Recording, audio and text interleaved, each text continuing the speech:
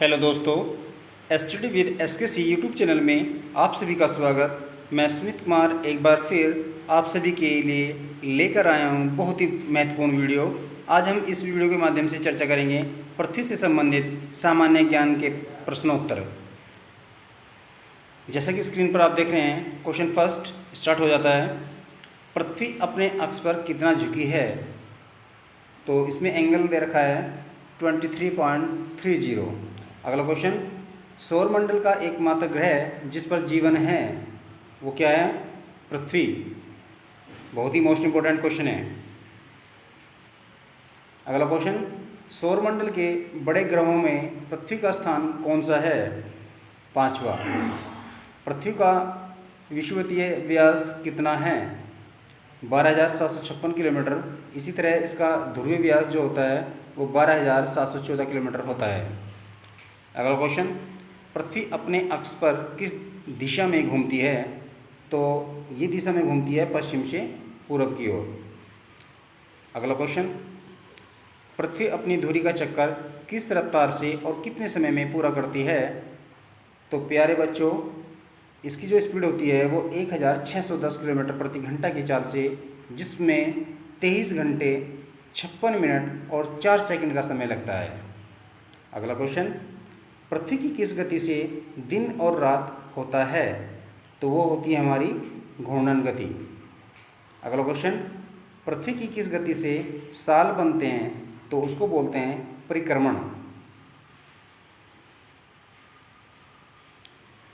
अगला क्वेश्चन, सूर्य की परिक्रमा करने में पृथ्वी को कितना समय लगता है? तो 365 दिन 5 घंटे 48 मिनट 46 सेकंड, यानी 365 दिन और 6 घंटे। अगला क्वेश्चन, पृथ्वी को सूर्य की एक परिक्रमा करने में लगे वक्त को क्या कहते हैं? उसे बोलते हैं सौर वर्ष। प्रत्येक सौर वर्ष या कैलेंडर वर्ष में कितना समय बढ़ जाता है? तो उसमें बढ़ता है 6 घंटे। अगला क्वेश्चन, आकार और बनावट की दृष्टि से पृथ्वी किस ग्रह के समान है? तो पृथ्वी जो है हमारी शुक्र के समान है। क्वेश्चन नंबर 13, पृथ्वी को नीला ग्रह किस कारण से कहा जाता है? पानी की उपस्थिति के कारण पृथ्वी को नीला ग्रह कहा जाता है। बहुत ही मोस्ट इंपॉर्टेंट क्वेश्चन है। जूनियर एडेड में काफ़ी क्वेश्चंस जो हैं हमारी वीडियो के माध्यम से आए हैं, तो आगामी यूपी टेट और सीटेट के लिए बहुत ही ये सही साबित होने जा रही हैं। तो सभी बच्चे ध्यान से क्वेश्चनों को देखें और पढ़ें। अगला क्वेश्चन, सूर्य के बाद पृथ्वी का सबसे निकट का तारा कौन सा है? तो ये होता है हमारा प्रोक्सिमा सेंचुरी। क्वेश्चन नंबर 15, पृथ्वी का एकमात्र उपग्रह कौन सा है? तो वो हमारा होता है चंद्रमा। अगला क्वेश्चन, चंद्रमा की सतह और उसकी आंतरिक स्थिति का अध्ययन करने वाला विज्ञान कहलाता है सेलेनोलॉजी। पृथ्वी पर धूल के मैदान को क्या कहा जाता है? उसे बोलते हैं हम शांति सागर। जीवाश्म ग्रह किसे कहा जाता है? चंद्रमा को जीवाश्म ग्रह बोला जाता है। चंद्रमा किसकी रोशनी से चमकता है? तो चंद्रमा हमारा सूर्य की रोशनी से चमकता है। समुद्र में उठने वाले ज्वार भाटे की वजह क्या है? प्रक्षिप्त सूर्य और चंद्रमा की शक्तियों का अनुपात कितना? 11.5। चंद्रमा पर पाए जाने वाले चट्टानों में किस धातु की मात्रा सबसे अधिक पाई जाती है? तो वो होती है हमारी टाइटेनियम। अगला क्वेश्चन, पृथ्वी से चंद्रमा का कितना प्रतिशत भाग दिखाई देता है? 57% भाग दिखाई देता है। चंद्रमा धरती की परिक्रमा एवं घूर्णन कितने दिनों में करता है? 27 दिन और 8 घंटे। अगला क्वेश्चन, चंद्रमा का सबसे ऊंचा पर्वत कौन सा है? तो चंद्रमा का सबसे ऊंचा पर्वत है लेबनिट्ज पर्वत। चंद्रमा पर सबसे पहले पहुंचने वाले अंतरिक्ष यात्री कौन थे? ये क्वेश्चन काफ़ी बार आया है, आपको पता भी होगा इसका। नील आर्मस्ट्रॉन्ग एवं सर एडविन एल्ड्रिन। अगला क्वेश्चन है, चंद्रमा पर कब अंतरिक्ष यात्रियों ने पहुंचने में सफलता पाई? तो वो समय था हमारा 11 जुलाई 1969 ईस्वी में। अगला क्वेश्चन, चंद्रमा पर पहली बार पहुंचने वाले अंतरिक्ष यात्री किस यान से गए थे? यान का नाम भी पूछ सकता है, तो वो था अपोलो 11। प्रकाश चक्र क्या है? ये काल्पनिक रेखा जो पृथ्वी के प्रकाशित और अप्रकाशित हिस्सों को बांटती है, प्रकाश चक्र कहलाता है। पृथ्वी के परिभ्रमण की दिशा क्या है? पश्चिम से पूर्व। जिस कक्ष में पृथ्वी सूर्य की परिक्रमा करती है उसे क्या बोला जाता है? उसे बोलते हैं दीर्घवृत्तीय। एपसाइड रेखा क्या है? उपसौरिक एवं अपसौरिक को मिलाने वाली काल्पनिक रेखा सूर्य के केंद्र से गुजरती है, तो इसको बोलते हैं एपसाइड रेखा। अगला क्वेश्चन, उपसौरिक क्या है? काफ़ी बार आया है।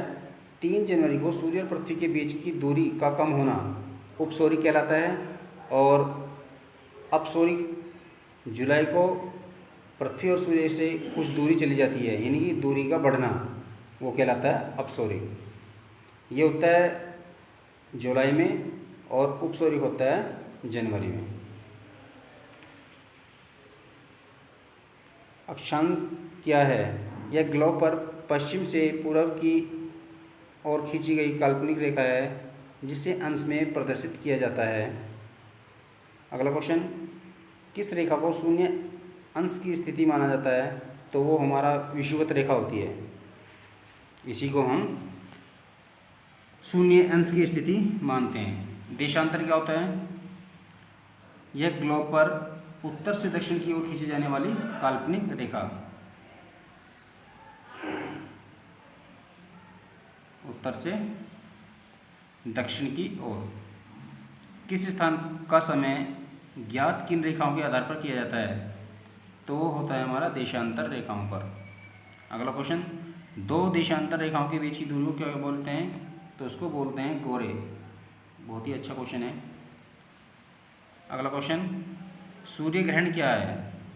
तो सूर्य ग्रहण कब होता है? जब कभी दिन के समय सूर्य और पृथ्वी के बीच चंद्रमा आ जाता है, सन और अर्थ के बीच में जब मून आ जाए। ठीक है, तो सूर्य की चमकती सतह चंद्रमा की वजह से दिखाई नहीं पड़ती, इसे बोलते हैं सूर्य ग्रहण। अगला क्वेश्चन, पूर्ण सूर्य ग्रहण किस दिन होता है?